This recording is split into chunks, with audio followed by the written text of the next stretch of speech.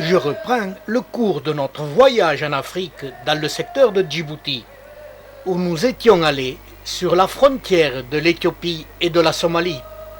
Par des pistes assez praticables, nous avions dépassé le dernier point de frontière, le fort d'Assamo, et remonté dans le lit de Nouet sur la frontière des deux pays, l'Éthiopie et la Somalie. Dans le lit de cette oued, nous avions bivouaqué et passé notre première nuit.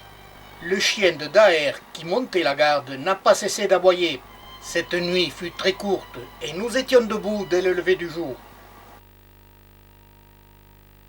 Ce secteur, sur les deux frontières, est particulièrement instable. C'est le lieu de passage de tout trafic. Dès le lever du jour, alors que tout le monde dort, je vais gravir cette colline. Elle est couverte d'arbrisseaux, mais surtout, en très grand nombre, j'y découvre le Caraluma Shabana. Pour notre bonheur, il y a là des sujets de toute taille. Ce Caraluma se présente sous forme de touffes basses, comprenant parfois plus d'une centaine de tiges. Il y a là de jeunes sujets très beaux qui, malgré la sécheresse, sont en parfaite santé. Sur cette colline, tous les 10 mètres, il y a des Caralumas. Ils sont là en très grand nombre.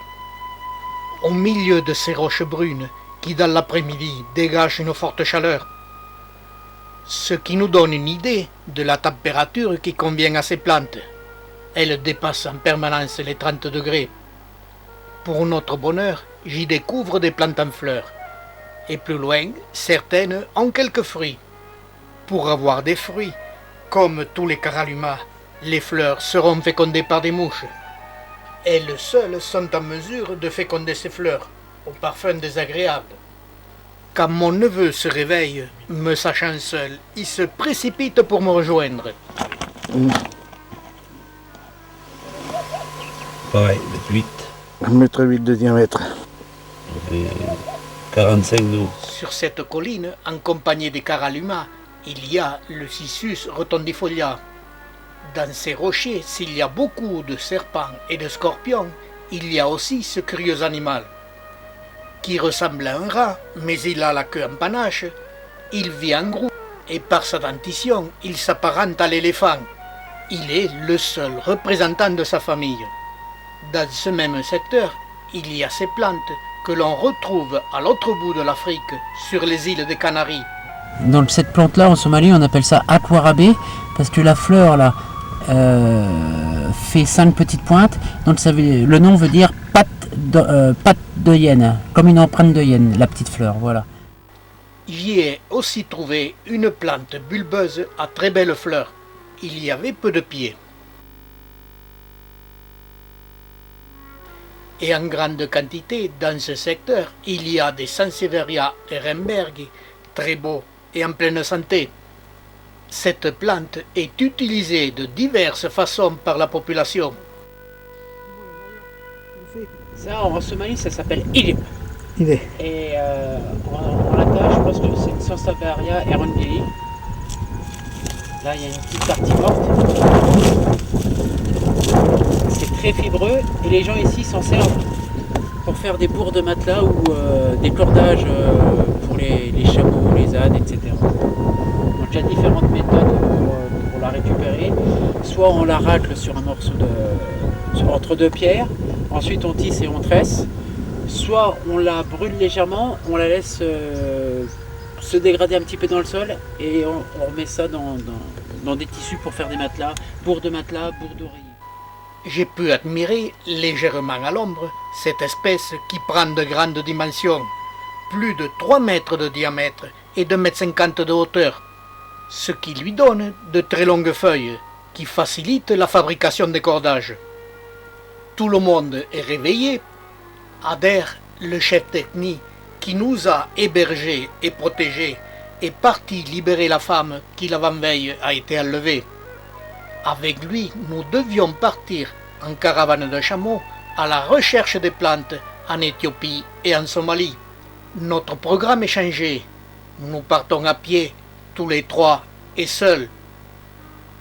Mon épouse est restée au camp, mais sous la protection des hommes d'Ader. Dès les premiers hectomètres de marche, nous rencontrons le premier Caralluma Priogonium. Belle plante aux tiges jaunâtres sur ses angles et de petite taille. À peu près 30 cm et des petites tiges.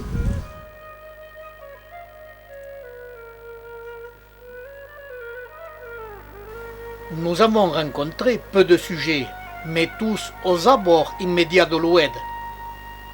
En période de pluie, cette plante doit recevoir énormément d'eau, mais sur des périodes très courtes. Nous avons admiré les fruits typiques des Asclépiadacées. Pas de fleurs, mais pas de regret. Cette plante a une fleur blanchâtre et petite, peu spectaculaire. Sortie de l'Oued, dès les premières pentes, nous admirons un Caralluma qui ressemble au Caralluma rétrospicien. Il s'en différencie par son développement après la floraison. Chaque tige, après avoir fleuri et fructifié, continue son développement, ce qui lui donne cette allure sur les vieux sujets. Cette vieille touffe, très grande, nous décrit bien tous ces critères. C'est bien dommage, il n'y a ni fleurs ni fruits.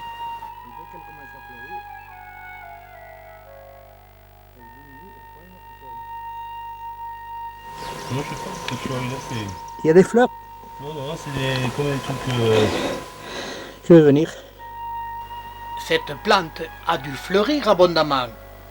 Si chaque protubérance est une année de floraison, ce vieux sujet est sans doute très âgé. Par ses teintes, la floraison de cette espèce est différente des autres Caralluma lui ressemblant.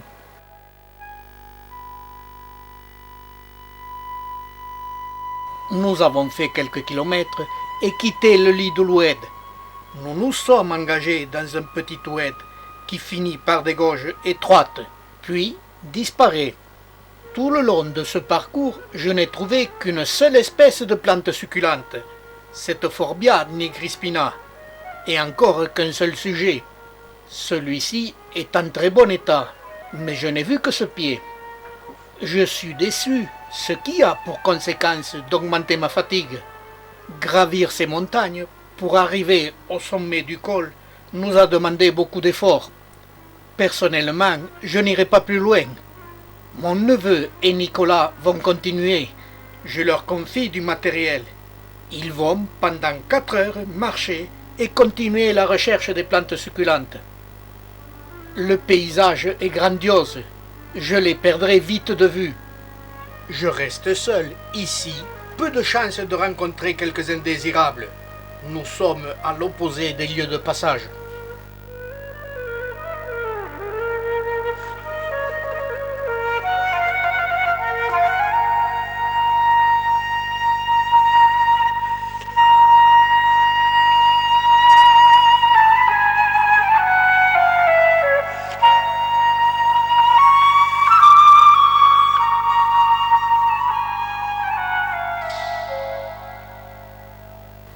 Pendant ce temps, je me repose à l'ombre d'un arbre. La température y est agréable. Je suis à 1200 mètres d'altitude. À la jumelle, je surveille la progression de mes compagnons. Ils auront vite disparu.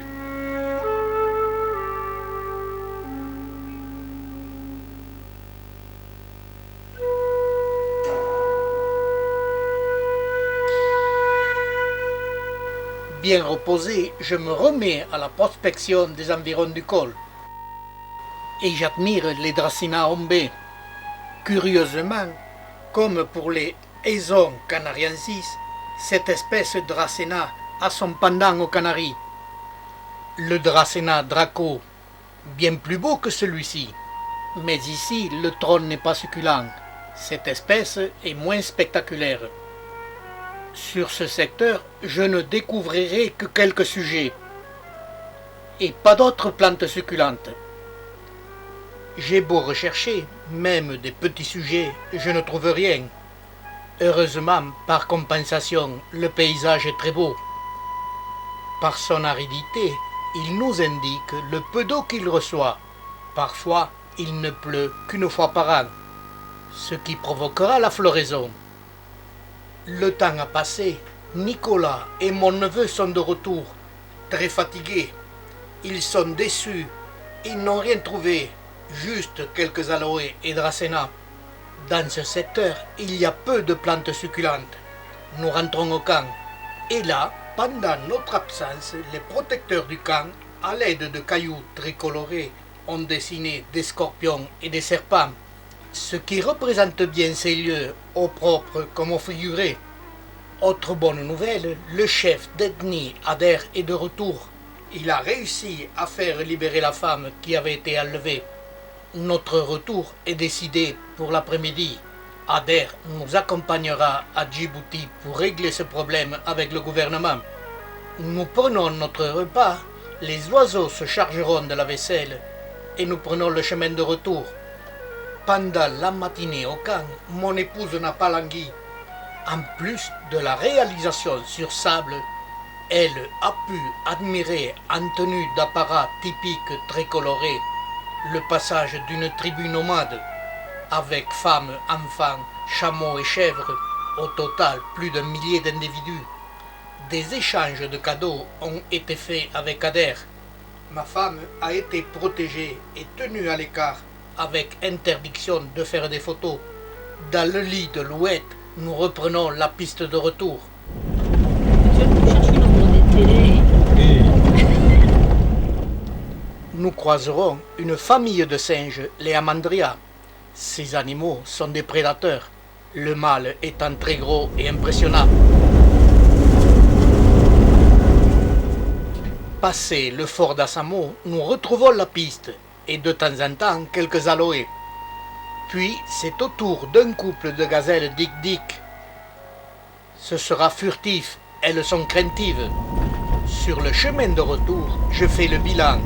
Il reste mitigé, peu d'espèces observées.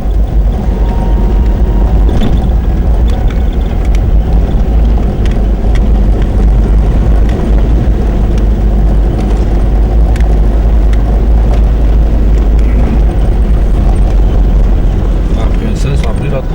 Ouais.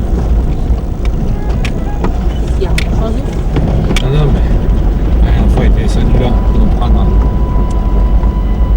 Dans l'autre sens. Mais hier soir, Le chef d'ethnie Ader nous accompagne. Je lui explique que j'étais venu observer une plante appelée Pseudolithops et que normalement on devrait en trouver dans la région. D'après mes informations, un peu plus loin, les sédiments du sol vont changer. Je propose un arrêt d'1 heure. Nous nous arrêtons à peu près dans le même secteur où à l'aller j'avais pu observer une petite plante, les Euphorbia longituberculosa. 10 cm de haut, pas plus. Sur ce secteur, nous ne recherchons que de toutes petites plantes entre les roches et les touffes de graminées. Notre recherche ne sera pas infructueuse. En moins d'1 heure, nous découvrons 2 espèces de Caralluma et une espèce de Forbia. Ce Caralluma furta sur site est de couleur très noire. Dans nos collections, il prend la couleur verte, mais fleurit abondamment. Les fleurs sont très petites mais curieuses. Les boutons ressemblent à s'y méprendre aux boutons de Ceropegia. Mais revenons sur site pour observer des petites touffes de Forbia triaculata. Celles-ci sont aussi de couleur très sombre et ont de très longs aiguillons de plus de 5 cm, ce qui protège bien la plante des rayons solaires et des prédateurs.